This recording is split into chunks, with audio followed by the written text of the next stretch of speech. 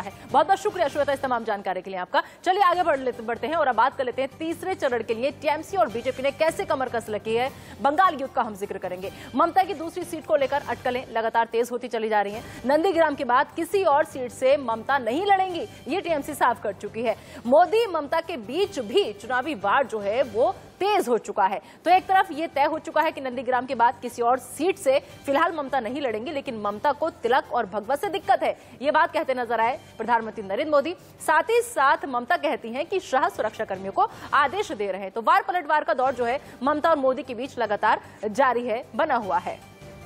और इसी बीच एक बड़ी खबर आपको बता दें कि प्रधानमंत्री मोदी के बयान पर टीएमसी का पलटवार अब सामने आया है। दूसरी सीट से ममता के चुनाव पर टीएमसी ने यह जवाब दिया है। दरअसल पीएम मोदी ने जो बयान दिया था उस पर पलटवार किया और अब दूसरी सीट से ममता के चुनाव पर टीएमसी का यह जवाब आया है, जिसमें कहा गया है कि 2024 में पीएम सुरक्षित सीट की तलाश करें। यह बात टीएमसी की तरफ से कही गई। वाराणसी से पीएम मोदी को कड़ी चुनौती मिलने वाली है, यह भी टीएमसी ने क्लियर कर दिया है कि 2024 में पीएम मोदी आप तैयार रहिएगा।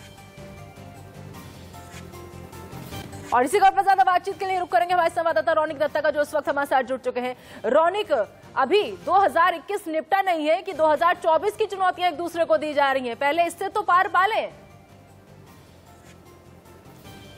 2021 जो विधानसभा निर्वाचन है वो 2 पे जाने के बाद भी अभी जो बंगाल का माहौल है, ये माहौल इलेक्शन का जो माहौल है वो माहौल गर्म हो चुका है, ये बोल ही सकते हैं। क्योंकि एक तरफ जब ममता बनर्जी, दूसरी तरफ मोदी, ममता मोदी के बीच में जो टक्कर, वो टक्कर तो सामने आ ही चुके हैं।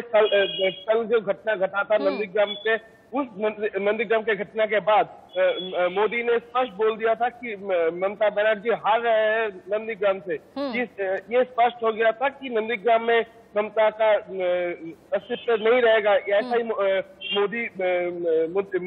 नरेंद्र मोदी सभा से कहा था। इसके बाद ही बीजेपी के तरफ से भी दावी किया गया था कि ममता बनर्जी दूसरे कोई सीट से लड़े, मगर ममता बनर्जी और टीएमसी की तरफ से बोल दिया गया है कि ममता बनर्जी नंदीग्राम में जीत रहे हैं और ममता बनर्जी नंदीग्राम के सिवाय दूसरे कोई सीट में नहीं लड़ेगा। ये जो फाइटिंग चल रहा है, ये जो बाग बितंडा चल रहा है, ये जो कंट्रोवर्सी चल रहा है, इस बीच में ममता बनर्जी के टीएमसी के तरफ से कड़ी चुनौती दिया गया है नरेंद्र मोदी। लेकिन जिस तरीके से कल हमने ममता बनर्जी को देखा, और अगर हम बाकी और दिनों की बात करें तो उन दिनों के मुकाबले कल की बॉडी लैंग्वेज में बहुत ज्यादा फर्क था। जिस तरीके से वो बात कर रही थी, बात करने का अंदाज भी उनका बदला हुआ था। तो क्या समझा जाए कि अभी सिर्फ 2 चुनाव के चरण जो हैं वो कंप्लीट हुए हैं, लेकिन इसी बीच हताश, निराशा साफ नजर आ रही है? क्या डर गई दीदी? एकदम बोल ही सकते हैं, क्योंकि हम लोग ने ममता बनर्जी को देखा था पहली फेज में, और पहली फेज में आगे भी और दूसरे फेज में आगे भी वो लगातार भागते रहे। मगर कल जो देखा, शुभेंदु अधिकारी सुबह से हर बूथ में विजिट करने लगे, भागते रही, मगर ममता बनर्जी वो घर में बैठे ही मॉनिटरिंग कर रहा था। क्या कर रहा था किसी को मालूम नहीं था, मगर दोपहर को 1 बजे जब निकला, उसके बाद ही वो जो घटना घटा, ममता बनर्जी का जो बॉडी लैंग्वेज था वो स्पष्ट हो गया था। ममता बनर्जी टेंशन में है नंदीग्राम में, क्योंकि उसके खिलाफ शुभेंदु अधिकारी, जिसको वो जगह दिया था नंदीग्राम में, अधिकारी परिवार को जगह दिया था टीएमसी की तरफ से, वो अधिकारी परिवार का छोटा लड़का शुभेंदु अधिकारी उसको टेंशन में फेर दिया। ये ऐसा ही बॉडी लैंग्वेज था उसका।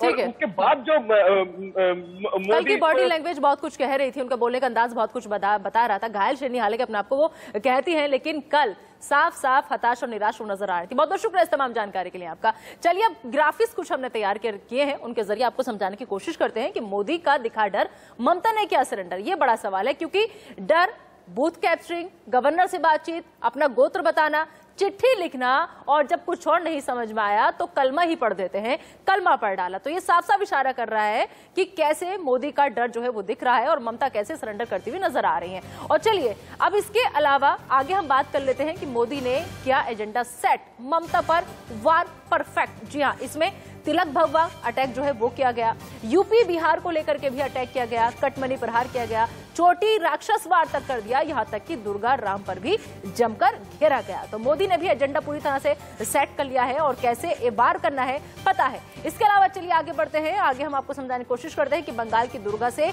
जिहादी दीदी तक का सफर आखिर कैसा रहा ममता दीदी का। बता दें आपको कि 2001 में तहलका टेप सामने आया, ममता अटल सरकार से बाहर हो गई, ये बात है 2001 की। इसके अलावा 2001 विधानसभा में कांग्रेस के साथ दाल जब उनकी नहीं गली तो 2003 में एनडीए में उन्होंने वापसी करना मुनासिब समझा। 2003 में आरएसएस के कार्यक्रम में ममता को बंगाल की दुर्गा बताया गया था कि ममता बंगाल की दुर्गा है, लेकिन 2008 तक आते आते भगवा खेमे के लिए ममता जिहादी दीदी बन गई। देखिए कैसे समीकरण जो थे वो बदल गए। 2014 की बात करें, 2014 में संघ की पत्रिका ने टीएमसी को जमातुल तृणमूल का नाम दे दिया था बाकायदा, और कई जगहों पर दंगे और बर्धमान बम विस्फोट के बाद ये प्रतिक्रिया सामने आई थी। तो आपने देखा कि कैसे अब इस वक्त बंगाल का युद्ध जो है लगातार अपने चरम पर पहुंचता चला जा रहा है। पल पल की अपडेट लगातार इंडिया न्यूज पर जारी है, लेकिन फिलहाल एक छोटा सा ब्रेक, बने रहिए आप हमारे साथ।